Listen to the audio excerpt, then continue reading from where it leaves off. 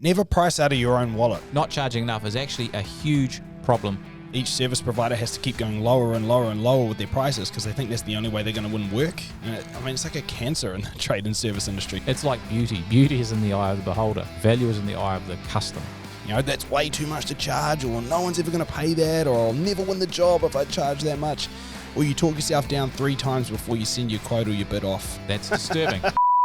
If your pricing is too low, it will create all kinds of problems in your business, most of which you won't realize are due to the low pricing. Now, tune into today's episode where we discuss why you must charge the highest price you can and why this is critical for providing great customer service.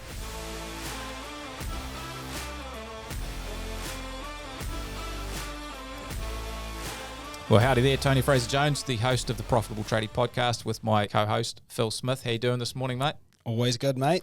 Always good. We've made it to actually recording, which is good this morning. It's only taken 30 minutes. Yep, happy days. It's always good. What are we talking about, Chief? Mate, we are talking about how much we should charge for services, and specifically talking about why it's vital to charge as much as you can. Or if you flip it around, basically why it's a terrible idea for your business not to charge enough. Now, I know this is a bit of a touchy subject. Yeah, it's a bit of a hard one sometimes, and it comes with a whole bunch of emotional baggage, like, that's way too much to charge, or no one's ever going to pay that, or I'll never win the job if I charge that much. Or you talk yourself down 3 times before you send your quote or your bid off, basically just to trim the price. So it can be a difficult one. Yeah, it's a bit of a mind bend, and I think not charging enough is actually a huge problem for many and probably most businesses, actually. And we see it all the time. Now, the problem is this, that as the business owner, we don't actually understand how damaging the effect of low pricing actually is on our business. And not just your individual business, but to the whole industry, and how much more difficult it makes to run a business. It's insane. Yeah, real big. And the race to the bottom it's a huge problem, really. It's basically, each service provider has to keep going lower and lower and lower with their prices because they think that's the only way they're going to win work. And it's like a cancer in the trade and service industries, and it's something we need to change. Well, it's something that's, right in our wheelhouse, and we're absolutely passionate about actually educating, business owners why it is so critical to charge enough money so you can make your business work properly. Yeah. And it does require a bit of a mindset shift. Yeah. So I think in today's episode, we're going to drill into that, and if you can understand why it's so important, then you'll probably make some changes around the pricing that you're doing in your business. Yeah, 100%. I'm sure we got a story to kick this off. We do have a story. Here at Profitable Tradie, we're just in the process of launching a new website, which is very exciting. Taking our website, kicking and screening into the 2020s. Yeah, it's only been 10 years. If you've been to our website... It's not quite 10 years. Come on. Honestly, it feels like about 100. That website definitely needed a bit of a rev up. It's probably about 5 years, and we've been working together for 5 years, and I'm definitely looking a lot older in this new website. What? I wonder why that is. No, you look great. That's disturbing. What I'm suggesting is there's no correlation between the fact that we've been working together for 5 years and I've actually aged. My hair has actually thinned considerably since getting to know you, Tony. Is that right? So, maybe there's a correlation there. Maybe I'm, just following you. Well, baldness is about, too much heat in the head, like your brain's working too hard. So I've obviously... well, it's obviously contagious because it's rubbing off. There ain't no rubbing off. Literally, it's rubbing off. There's no rubbing off happening here, mate. We've got diminishing resources. We do. Anyway, this website. So team has been working on this, which is great. And they got together, I think, four bids from different website providers, went out to the market with our requirements. And there was one proposal that came in, which is like the bargain basement price. There was one which was the most expensive, and there were a couple in the middle. And so we looked at them and we're like, well, we can see the one at the bottom. That's, that we can see why that's the lowest one. It was like the least reputable company, kind of looked the most budget. And the one at the top, we were like, wow, that looks amazing. There's some awesome stuff in there. Obviously got a great track record. The whole examples and stuff of their websites just look really cool. And the middle two were like, couldn't really tell much difference. They didn't look that much difference from the lowest price, but they certainly didn't look quite like the top one. Well, the ironic thing actually was we didn't actually look that deep before we made that call, right? Because we sort of looking at the prices and just a couple of brief sort of pictures and little descriptions, and the most expensive one just clearly looked like the best one. The cheapest one clearly looked like the biggest bargain, and honestly, the other two were just really hard to differentiate about anything. They just looked middle of the range, which Kind actually of just vanilla. So do you know what? They got cut immediately because how do you differentiate? So they were out of the running. It just came to the best or the worst, right? And so we went with the best one because it was the best. And obviously this is an important investment. And the key thing is it's probably much better for them as a business as well, because it's probably not going to cost them a whole lot more to make their website. They've got better systems and team than the other ones.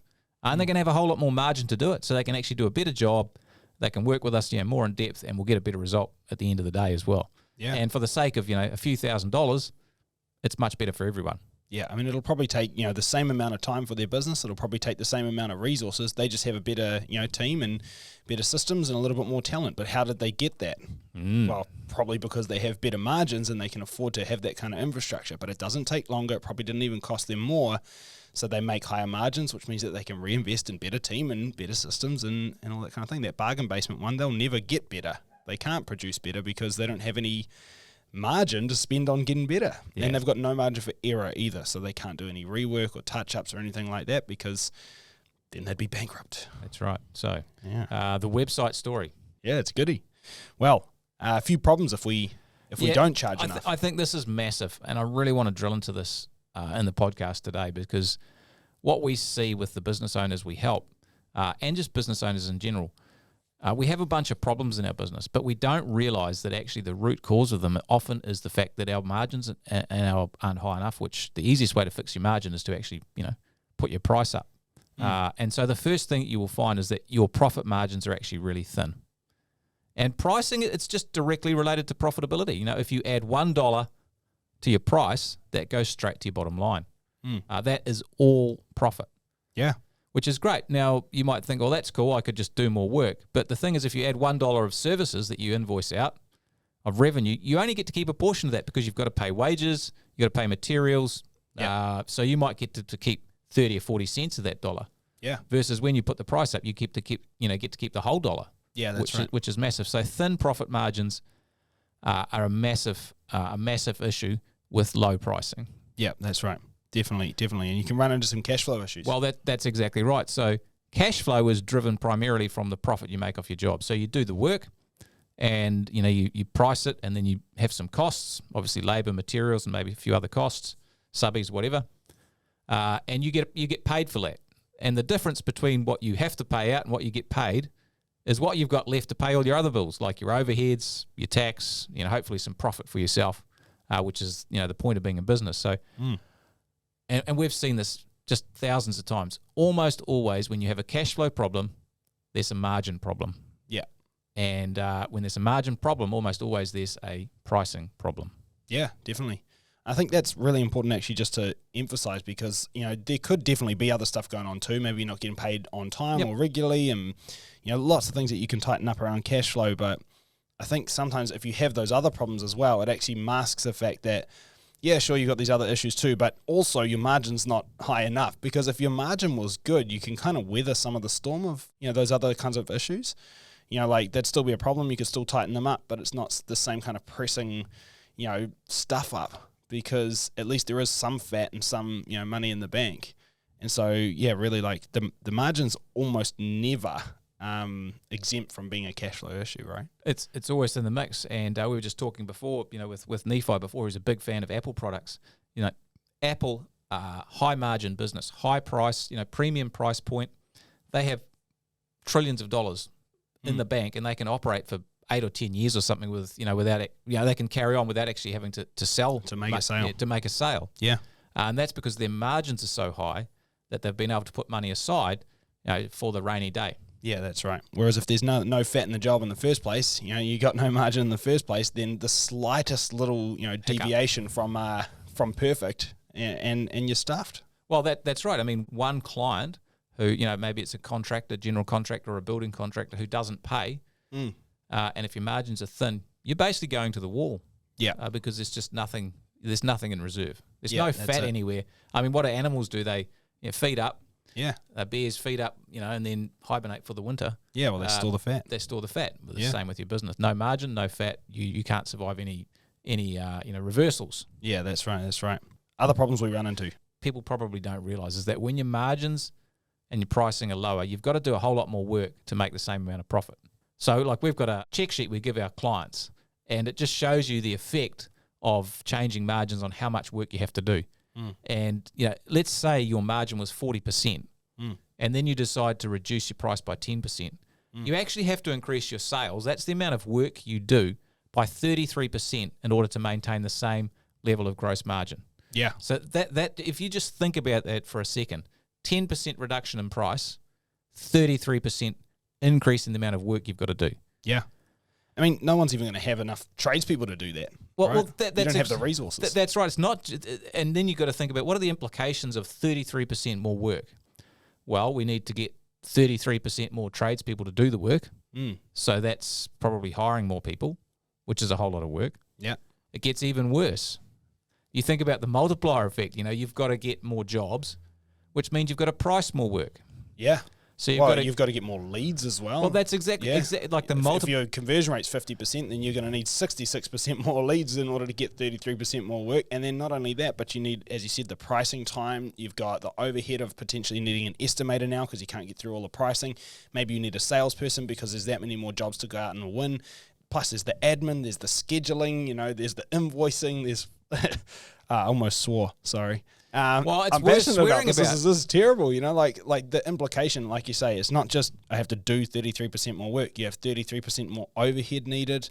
Like it's just abominable. It's so bad. Absolute chaos. Yeah. And you've hit on the key thing there is a multiplier effect. There's a fractional effect. Yeah. 33% more jobs. If you convert it 50%, you need 66% more leads. Yeah. And leads cost money. Yeah. So you got to spend more money to get them. Which means your overhead goes up. Plus you get these other, roles that might be needed and, off the tools, and now your overhead goes up again, and now that skinny margin doesn't even balance your overhead and your net's still gone. So yeah, I liken it to flying an aeroplane that's actually flying with a downward angle. Yeah. And if you keep flying it long enough at that, it ends up crashing into the ground. Well, it tends to. You can't fly down forever and just go straight through the earth. But so many businesses are doing it. Yeah. And they're actually now they're getting deposits and stuff and just getting through month by month with money from their future to plug up the margin problems of yesterday. Yeah, that's right. It's really, really important. And I mean, it just continues to flow on as well. I mean, you can't hire all the people that you need, with the unprofitable work that you need to do either, because, and it's not just on the tools either. Like we said, it's off the tools as well. There's no margin. How do you hire? And then plus, you're like, well, if I hired more people, I'd make more money, but also you're not making much money off the work you do anyway. And it just damages your confidence because, like you say, you don't have the money and you can't afford to pay decent rates, so you don't attract good people anyway. And then you end up with crap people, and then you got more rework, and then the margin goes down again, and it's just compounding and compounding. compounding. It is a compounding problem. Oh, it's terrible, And here's something that often is missed. There is a massive connection between overwork to margin, because you end up actually working harder because you feel like you can't afford to hire people because you don't have much money in the kitty. And so you try and solve that problem by working harder. If I can maybe just get more revenue from the next job, that's actually going to help with my cash flow issue. Yeah. But actually, it's another job which is not priced high enough, which is just going to make things more difficult. With your overworked team who's also underpaid and doesn't give a shit, and so as a result they can do crap work with more rework. It's just, and again, compounds and compounds and compounds. It's a compounding it just problem. Goes around and around the merry-go-round, doesn't it? Then the trick is you need to hire more people, but it's actually hard for you to retain the good people you have already because you're poor. Yeah. And building culture and creating a great work environment, it does take money and time and headspace. Yeah. Because when you're under the pump, you tend to not be your best self. No. And so you tend to be a little bit grouchy, a little bit demanding. And so you just can't build that culture. There's no money for social events or training. There's no time for mentoring or coaching. There's no time for things like putting core values and rules of the game and all the things, performance appraisals, little 20-minute coaching sessions, all those things that we work with our clients to put in place to build a great culture, what then allows them to springboard to more success. You just can't do that because you ain't got enough money. Yeah, that's right. Basically, you're always just too busy, right? You don't charge enough. You're always busy. You're always overworked. You're too busy doing that unprofitable work and too busy stressing about how you got no money and how you're going to pay wages this week. And as a result, you're never going to do the things that you need to do to actually dig yourself out of that hole either. Even right down to just doing the maths on your margins and how that's affecting you and looking at flow-on effects and how you could potentially charge more and, improvements you could make to your sales process or different work you could target. That all takes headspace. And you just don't have it because you're too flat out, doing this crap work and stressing about how much it's ruining you. So, and there's nothing destroys motivation than not having enough money. Like cash flow issues are incredibly damaging to a business owner. And if you're listening and you've experienced this, you'll know that pit in your stomach when you're like, flipping heck, how am I going to actually pay my wages this week? Or I've got suppliers and I'm overdue 60 days and I need to buy some more materials to do the job. Oh, maybe I'll have to look at a different supplier, or maybe I've got to go and grovel and just give them a little bit just to keep the wolf from the door. I've got to extend my overdraft, stuff like that, so I can afford to do the next job in the meantime, and hopefully I get paid, and then you finally get paid, but it's still not enough because the margin wasn't there, Well, you get into that situation where you get paid and everything you get paid is just going on paying old debts. Yeah.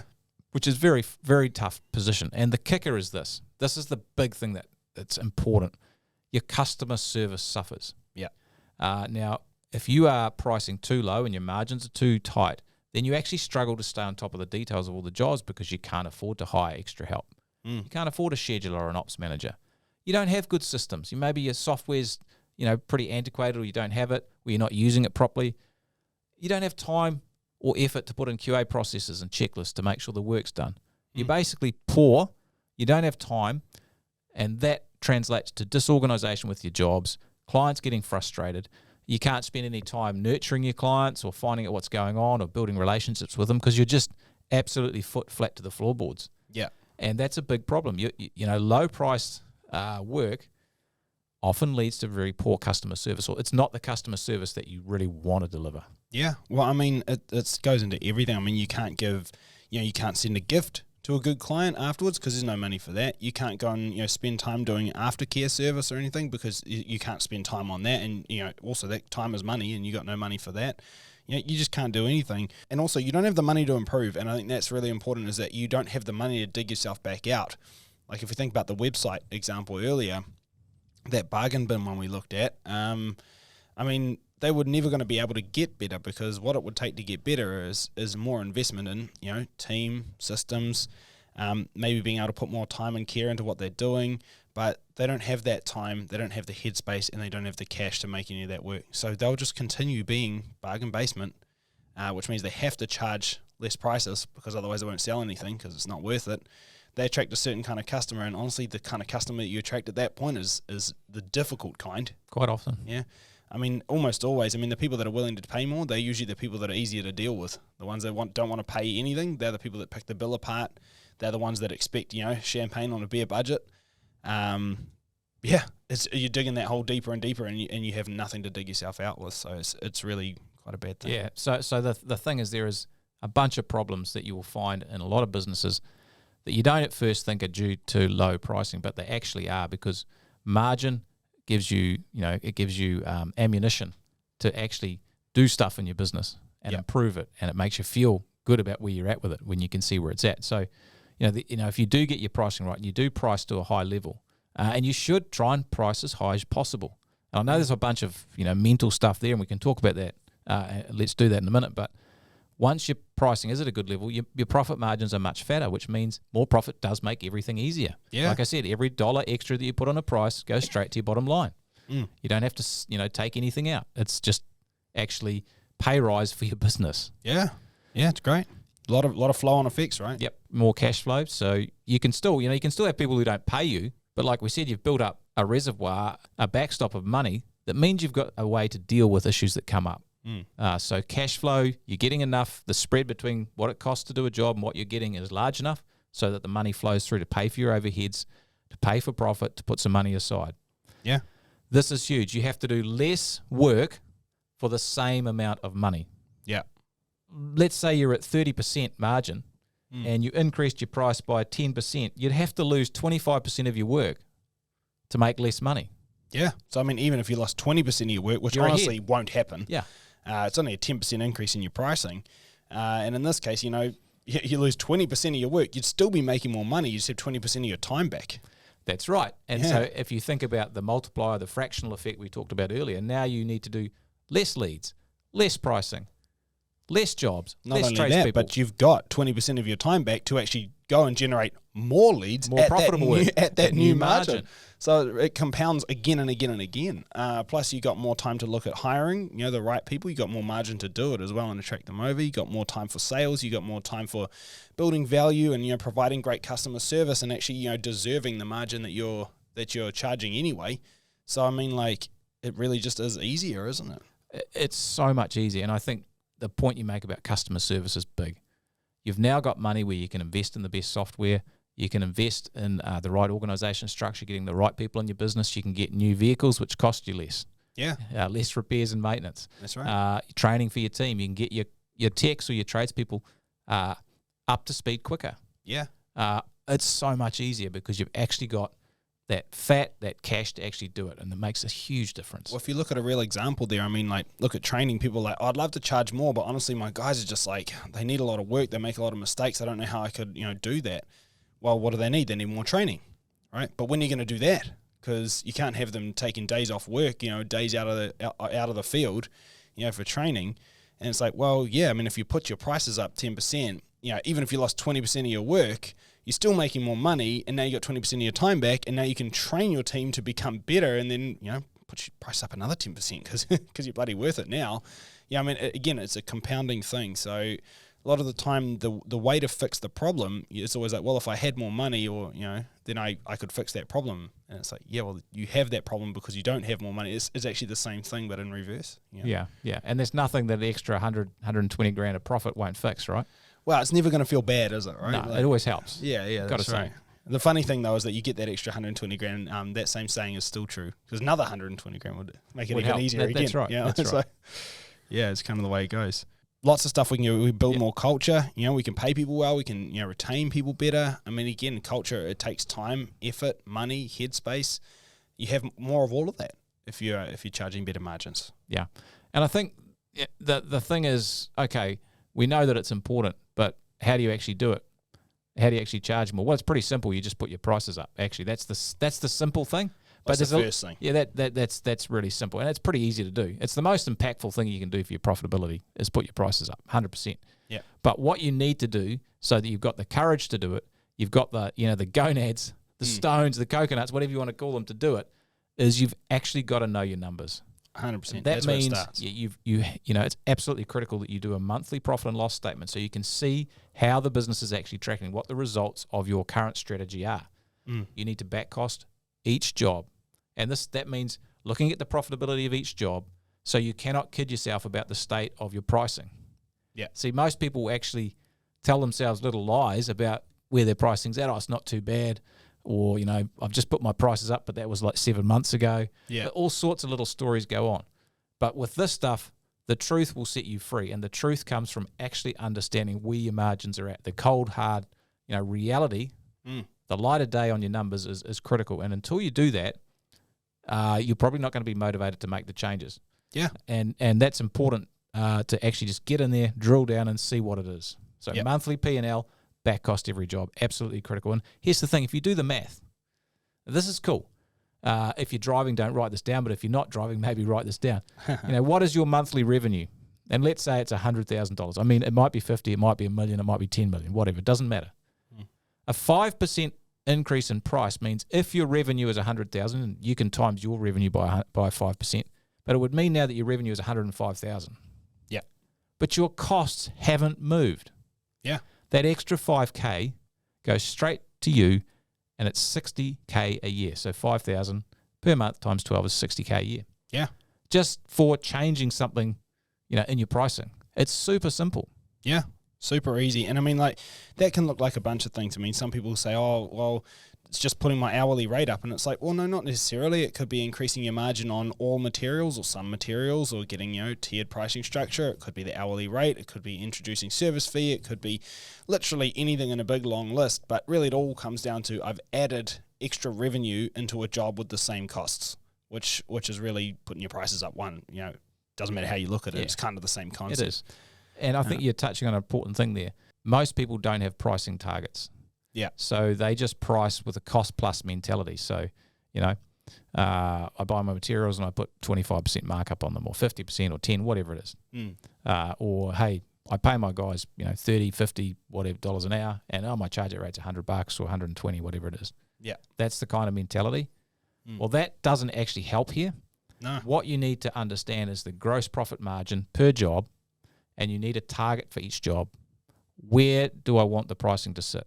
And so it might be for your residential maintenance, your service work. I want my GP target to be 65%. Yeah, could be. And that means that you sort out your pricing, whether it's your hourly rate or your materials, whatever it is, your other fees, travel fees, so that it actually hits 65%. Yeah, it could be. And I mean, I think the big thing here is like people are going to, I think one of the big questions we get is, well, what's the benchmark? What should I be aiming for? And I mean, there are all kinds of benchmarks that we can give. It's different for different types of work. It's different for, different volume of work. It's different for different size of job. I think the big thing here is what you need to establish first is, if you know your numbers, establish where you're at. Like, where are you? And rather than then saying, well, where should I be? Say, well, why don't you just increase it a bit? See what happens. Did you lose any jobs? No? Cool, we'll increase it a bit more. What happened? Oh, nothing. Cool, increase it a bit more. Okay, now I'm losing a couple of jobs. All right, sweet, but like how many jobs? And am I actually making more money overall? Yes. All right, cool. Well, then keep increasing. Because the fact is here is it's actually just supply and demand. Like if demand for your service is still there and the demand still exceeds the supply, well, your price needs to go up, right? I mean, that's basic economics. If it gets to the point where, supply, you have, heaps of supply of your work, it's around, you have it to give, but demand is really low, no one wants it, essentially you got nothing to do, or maybe your price is too high at that point. So you feel that out. Just establish where you're at. That's your floor, and raise the floor. It's a much simpler way to do it. Yeah. The thing is, set your own benchmark. Like, just make it better than the one you've got now. Yeah, and do that for different types of work. Like if you do a range of work, maybe you do some maintenance, maybe you do some project work, maybe you do some new builds, maybe you do this, that, the other thing. Just figure out where you're at for each type of work on average, and then look at raising the floor. Yeah. Pick it up. And changing the target margin is incredibly powerful. We see this all the time. And I'm talking to a couple of clients yesterday. They had a price, they were hitting about 32% GP, and we're like, hey, well, let's put it up to 35. Yeah. Now, I bet you in 2 months' time, their GP will be 35, 36% because their old target was 33. You put it up. And we just said that over and over again. Tweak the target. You start tweaking your pricing. So targets are super important. Yeah. I was going to say, you got to know your value. Yeah. I mean, when you're doing this. I reckon you should dig into this. This huge. is important. You have to know your value. Don't price out of your own wallet. Just because something's easy for you to do, it doesn't make it easy for everyone else, and it doesn't lessen the value. I mean, we've made heaps of stories about this kind of thing before, but I mean, I always think about the story of the locksmith. Like locksmith goes around to a lady's house and takes him about 10 minutes to change a lock. And he charges her $300, and she goes, "What the hell? $300 took you 10 minutes?" And he's like, "Yeah, sure, it took me 10 minutes, but it took me 10 years to learn how to do that in 10 minutes. So that's why it's $300. And she goes, "Oh, okay." And I suppose just remember, it's like something might be easy for you to do, but it's easy for you to do because you're an expert. That's why. The reason someone's willing to pay you to do it is because they don't know how to do it, right? So the fact is like, it doesn't matter how easy it was for you, how cheap it was for you, or how expensive or difficult it was for you to do the task. You need to make a margin on that because they're not just reimbursing you for what it cost. They're paying you as the expert to do something they don't know how to do, and that's where the value sits. So never spend out of your own wallet. You spend out of the value that the client or the customer will see from the service that you provide. And I think it's just really, really funny how, when members get an estimator or something to do their pricing for them, the margins tend to improve basically just because the emotion's taken out of it. That is hilarious, isn't it? Like, we've seen it so often. Get an estimator, tell the estimator the pricing margins, and they are just fanatical about hitting those margins. And all of a sudden, the margin for the P&L each month lifts because the emotion's gone out of it. You've taken yourself out of it. And when you price too low out of your own wallet, you're actually pricing out of a poor person's mentality. You're taking a poor person's mentality to your business, which will lead to poor person results. Yeah, that's right. So know your value, price like a wealthy person who actually understands that they're worth it. Charge as high a price as possible, changes your business. Yeah, I mean, like price has nothing at all to do with what the goods or service cost to be manufactured or to be done. Yeah. The example I love to say is with the Louis Vuitton handbag. I mean, like... Got a few of those, have you? Oh, yeah, obviously I'm a handbag fanatic. But look, I had a staff member at a previous job, and she loved them. She bought them all the time. Very, very classy girl. And she used to buy them. Her favourite one cost her about $4,000. Now, ironic thing is, when I used to live in France, I had a mate who worked in the Louis Vuitton factory. So I sent him a picture of it and I said, out of interest, how much does it cost you to make one of these? He's like, about €11. And this lady had paid $4,000 for it. Now, was it worth it, $4,000? A lot of people are going to say no, and they'd be wrong. It is worth $4,000 because people regularly pay $4,000 for it. It doesn't matter what it's made out of. No. Does it matter what it costs? Absolutely not. It matters what people are willing to pay for it because of the value they see in it. And you might be listening right now saying, well, I wouldn't see the value in that. Great, you're not their customer. Yeah. They don't care, right? So it's the same with your service, right? Like, it's the value that your client or customer will see in what you do, which determines the price. Doesn't mean what you paid for it. It's like beauty. Beauty is in the eye of the beholder. Value is in the eye of the beholder. Value is in the eye of the customer, not in your eye. So that's massive. The thing here is you want to schedule this stuff in regularly as well. So you want to be reviewing your prices regularly. Don't do it on a haphazard basis. Have it diaried. To do it every 3 months is a good idea to check them. Yeah. Definitely every 6 months, particularly in this environment where inflation is very high. Yeah. Over 6 months you can lose 5 or 6 margin points. Yeah. Because you haven't tweaked your pricing to keep up with the market. Do it regularly. Yeah. And aim for the top 20% of pricing. Aim to be at least in the top 20%. And I can tell you that's important because the rest of the people aren't actually making much money. And I know this because we've seen thousands of businesses like this. Tony, I'm going to have to fight you on that. Like, top 20%. Be in the top 10% at least, because, like, the thing is if you're, like, in the 19th percentile, like, you're kind of near the top, but you're not really there, you're essentially one of those mid-range websites we looked at, and you're easily discarded because there's no differentiation between you and someone just under or over you. You don't look like the best. The person who looks like the best is the person who's the most expensive. And so that top end of the market is going to want to buy from them and doesn't care that it's expensive. If you're in the, top 20%, but not the top 10, you're somewhere between 10th and 20th. Honestly, you don't stand out that much from the bargain basement, and you don't look as good as that top 10%. So you still lose the work in both markets. It's just like, I just don't think there's that you much need to be at the benefit. top. Let's Be at the agree top, you man. need to be at the top. Right at the top. Because the rest don't really make real money anyway. Most businesses are actually just breaking even, and a lot are losing money. Yeah. So that's critical. So you want to be near the top. And if you feel like, oh, well, I'm not worthy of being there yet, well, charge it and then use the money you make to fix up your operation. To make yourself worthy, that's it. Get the vans looking good, the uniforms, all that stuff. Drag yourself up to the level by pricing at that level. 100%. So important. Well, should we land this plane? Let's do it. Charging as high price as possible makes your business way easier to run and much more profitable. And the key to charging high prices is to know that you and your service are worth it. Thanks heaps for listening. We'll catch you all again next time. Bye-bye.